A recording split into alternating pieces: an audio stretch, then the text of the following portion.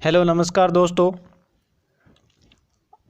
आज हम लेकर के आए हैं क्वेश्चन बुकलेट 2016 का जो एक पेपर मिला है हमें, और वो एक कंप्यूटर से संबंधित ओल्ड पेपर है।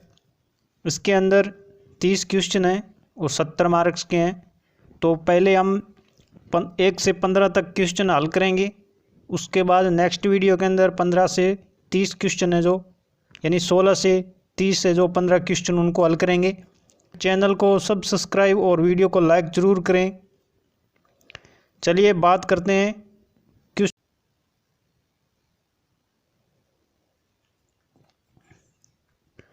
इसके अंदर क्वेश्चन नंबर 1 है, निम्न में से कौन सा क्लाउड भंडारण प्लेटफॉर्म का स्टोरेज का एक उदाहरण है।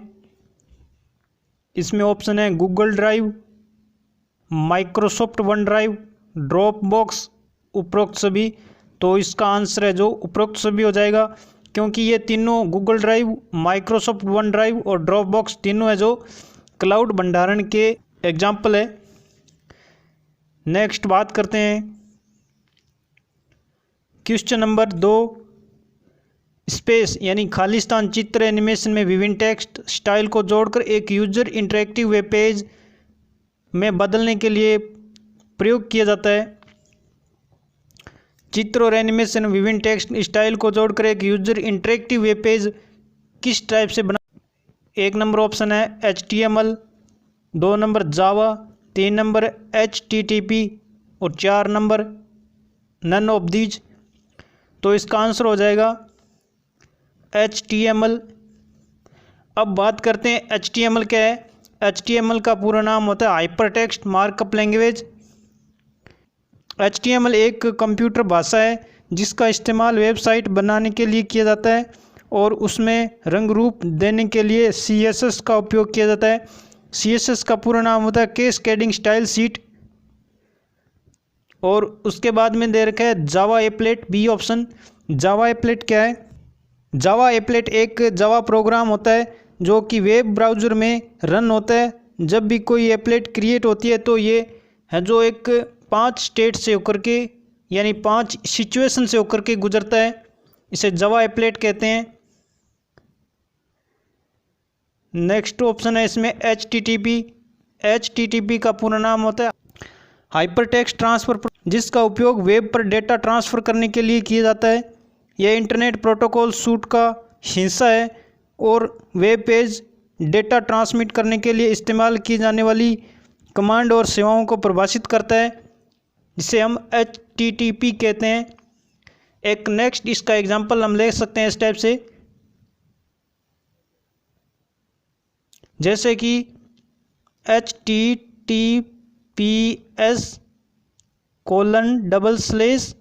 उसके बाद में लगा सकते हैं www.gov.in।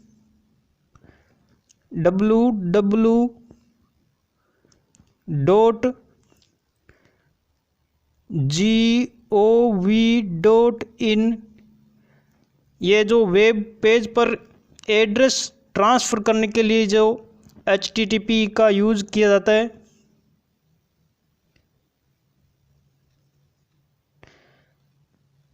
तो इसका 2 नंबर का आंसर हो जाएगा HTML, यानी 2 नंबर का आंसर हो जाएगा HTML।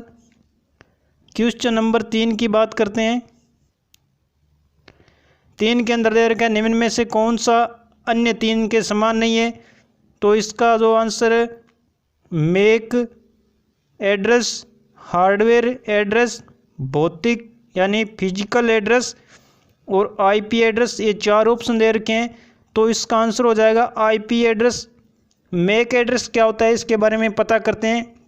मैक डिवाइस के बारे में, एक लैपटॉप के बारे में बात करते हैं, जिसके अंदर जो पोर्ट दिए होते हैं RJ45, जिसके अंदर केबल लगती है वो पोर्ट, और एक होता है वाईफाई पोर्ट, एक होता है ब्लूटूथ पोर्ट। इन तीनों पोर्टों का जो मैक एड्रेस अलग अलग होता है। ये एक फिजिकली रूप से सेट होता है हार्डवेयर के अंदर। ब्लूटूथ और वाईफाई और RJ45 केबल लगती है जिसके अंदर, ये तीनों के मैक एड्रेस अलग अलग होते हैं। इसे हम मैक एड्रेस कहते हैं। ये एक मैक एड्रेस एक यूनिक आइडेंटिटी होती है ग्लोबल के अंदर। नेक्स्ट हार्डवेयर पता और भौतिक पता और मैक एड्रेस ये तीनों सेम होते हैं। इन्हीं मैक एड्रेस के जो विभिन्न नाम है, हार्डवेयर पता है, भौतिक पता या फिजिकल एड्रेस। आईपी एड्रेस है जो इन तीनों से अलग है। आईपी क्वेश्चन नंबर 4, यह देखने और परिवर्तन और अलग अलग तरीकों से डेटा का विश्लेषण करने के लिए डेटाबेस का ऑब्जेक्ट है। तो इसका आंसर हो जाएगा, ऑप्शन दे रखे हैं, query, form, report, none of these. तो इसका आंसर हो जाएगा फॉर्म। क्वेश्चन नंबर 5, वक्तव्य फर्स्ट, रैम एक वोलेटाइल मेमोरी है। सेकंड, हार्ड डिस्क एक नॉन वोलेटाइल मेमोरी है। तो इसमें ऑप्शन दे रखे हैं, दोनों वक्तव्य फर्स्ट और वक्तव्य सेकंड सही है। बी दे रखा है वक्तव्य फर्स्ट सही है और वक्तव्य सेकंड गलत है। सी दे रखा है वक्तव्य फर्स्ट गलत है और वक्तव्य सेकंड सही है। डी दे रखा है दोनों वक्तव्य फर्स्ट और वक्तव्य सेकंड गलत है। तो इसका आंसर हो जाएगा वक्तव्य फर्स्ट और सेकंड सही है। तो वोलेटाइल एक रैम एक प्राइमरी मेमोरी होती है। जैसे ही हम कंप्यूटर पर वर्क करते हैं तो वो एज ए टाइम वो रैम के अंदर प्रोसेस होता रहता है और जैसे ही वो वर्क है जो कंप्लीट या सेव नहीं करते हैं तब तक वो रैम के अंदर रहता है। जैसे सेव करने के बाद में हार्ड डिस्क के अंदर सेव हो जाता है, जिसे सेकेंडरी मेमोरी कहते हैं। और वोलेटाइल मेमोरी प्राइमरी मेमोरी होती है जो रैम होती है। एज ए टाइम लाइट चली जाती है तो कंप्यूटर शट डाउन होने से जो हम प्रोग्राम कर रहे हैं या जो वर्क कर रहे हैं वो लॉस हो जाता है, लॉस्ट हो जाता है। जो प्रोग्राम लॉस्ट हो जाता है, दोबारा जैसे लाइट आती है तो उसको चालू करने से या ऑन करने से कंप्यूटर को वो जो हम कार्य कर रहे थे वो नहीं मिलेगा, यानी लॉस्ट हो चुका है। और इसी को ही कहते हैं वोलेटाइल मेमोरी। रैम एक वोलेटाइल मेमोरी यानी प्राइमरी मेमोरी है। जैसे ही इस कार्य को हम सेव कर लेते हैं लाइट से, यानी रैम के अंदर जो कार्य कर रहे थे उसको हम सेव कर लेते हैं तो वो हार्ड डिस्क के अंदर चला जाता है, यानी सेकेंडरी मेमोरी के अंदर आ जाता है। इसे हम नॉन वोलेटाइल मेमोरी कहते हैं। इस पर लाइट का कोई इफेक्ट नहीं पड़ता है क्योंकि जब तक हम कार्य को सेव नहीं करते हैं तब तक वो रैम के अंदर वर्क करता रहता है या रैम प्रोसेस में लेती रहती है उसको, इसलिए उसको वोलेटाइल मेमोरी कहते हैं। और नॉन वोलेटाइल एक सेकेंडरी डिस्क होती है।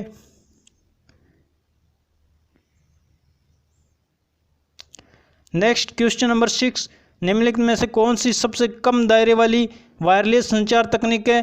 तो इसका आंसर ए ऑप्शन दे रखा है ब्लूटूथ संचार, बी दे रखा है माइक्रोवेव संचार, सी दे रखा है उपग्रह संचार, डी दे रखा है वाईफाई संचार।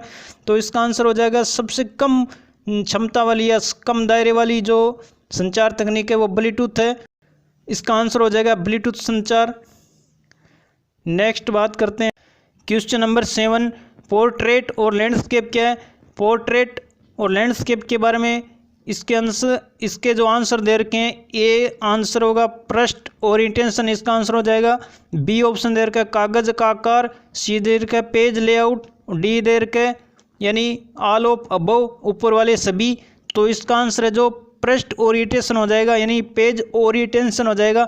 पेज ओरिएंटेशन के अंदर पोर्ट्रेट और लैंडस्केप दोनों ऑप्शन आते हैं। क्वेश्चन नंबर 9, एक पावर पॉइंट की प्रस्तुति में ऑप्शन दे रखे हैं साउंड क्लिप डाली जा सकती है लेकिन फिल्म क्लिप नहीं। बी दे रखा है मूवी क्लिप डाली जा सकती है लेकिन ध्वनि क्लिप नहीं। सी दे रखा है मूवी क्लिप ध्वनि क्लिप दोनों ही नहीं डाली जा सकती। डी दे रखा है मूवी क्लिप ध्वनि क्लिप दोनों ही डाली जा सकती है। तो इसका आंसर हो जाएगा डी, यानी दोनों ही डाली जा सकती है। नेक्स्ट क्वेश्चन नंबर 9, निम्नलिखित में से कौन सा वायरलेस लैन का एक नुकसान है। डेटा की धीमी गति का संचरण त्रुटि, उच्च त्रुटि दर, या फिर ऐसे कह सकते हैं हाई एरर रेट। सी दे रखा है विभिन्न कंप्यूटरों में प्रसंचरण में हस्तक्षेप करना या इंटरफेस करना। डी दे रखा है ऑल ऑफ द अबव। तो इसका आंसर हो जाएगा ऑल ऑफ द अबव, यानी उपरोक्त सभी। क्वेश्चन नंबर 10 दे रखा है एक ऑनलाइन वाणिज्यिक साइट जैसे कि amazon.com एक उदाहरण है। ऑप्शन दे रखा है ए एकल उपयोगकर्ता सिंगल यूजर डेटाबेस अनुप्रयोग, बी दे रखा है बहु उपयोगकर्ता मल्टी यूजर डेटाबेस अनुप्रयोग, सी दे रखा है ई कॉमर्स में डेटा अनुप्रयोग, डी दे रखा है डेटा माइनिंग डेटाबेस अनुप्रयोग। तो इसका आंसर हो जाएगा सी, ई कॉमर्स के डेटाबेस अनुप्रयोग। नेक्स्ट क्वेश्चन की बात करते हैं। एमएस एक्सेल में पंक्ति और स्तंभ का प्रतिच्छेद होता है। तो ए देर का सेल, SHELL सेल, और बी देर का फॉर्मूला, सी देर का सेल, डी देर का फंक्शन। तो इसका आंसर हो जाएगा सेल, सी ऑप्शन हो जाएगा इसका आंसर सेल।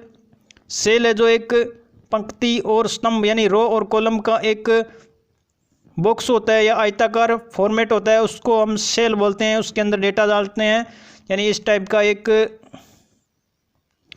रो, कॉलम और रो का एक फॉर्मेट होता है जिसके अंदर डेटा इंसर्ट किया जाता है, ऐसे सेल बोलते हैं। क्वेश्चन नंबर 12, डिजिटल सिस्टम में सबसे छोटी यूनिट कौन सी होती है? ए देर का बाइट, बी वर्ड, सी कैरेक्टर, डी बिट। तो इसका आंसर हो जाएगा बिट। 8 बिट मिलकर के एक बाइट बनती है। क्वेश्चन नंबर 13, कंप्यूटिंग अनुप्रयोगों और सेवाओं को वर्चुअलाइज्ड संसाधनों का उपयोग कर एक वितरित नेटवर्क पर चलाने वाले को दर्शाता है। Distributed, cloud, soft, parallel. तो इसका आंसर हो जाएगा क्लाउड। क्वेश्चन नंबर 14, निम्न में से कौन सा इलेक्ट्रोमैग्नेटिक डिस्क के अंतर्गत आता है? A option floppy disk, B hard disk, C Blu-ray disk, D A और बी दोनों। तो इसका आंसर हो जाएगा हार्ड डिस्क और floppy disk. Question number 15, computer प्रयोगों का समूह जो कंप्यूटर के हार्डवेयर और सॉफ्टवेयर का प्रबंधन करता है। Compiler system, operation system, operating system, उपरोक्त में से कोई नहीं। तो इसका आंसर हो जाएगा ऑपरेटिंग सिस्टम। कंपाइलर सिस्टम जो प्रोग्राम को कंपाइल करता है। ये जो 1 से 15 तक क्वेश्चन है जो हमने सॉल्यूशन किया है। और अगर आपको कोई किसी भी प्रकार का डाउट हो तो कमेंट बॉक्स में कमेंट करके कंप्यूटर से संबंधित जितने भी डाउट है आप क्लियर या आप सवाल पूछ सकते हैं। तो इसका हम अवश्य रूप से आप सॉल्यूशन करने की कोशिश करेंगे। और हमारे द्वारा दी गई जानकारी आपको अच्छी लगी तो वीडियो को लाइक और शेयर करें, कमेंट करके राय अवश्य दें, चैनल को सब्सक्राइब जरूर करें। Thank you.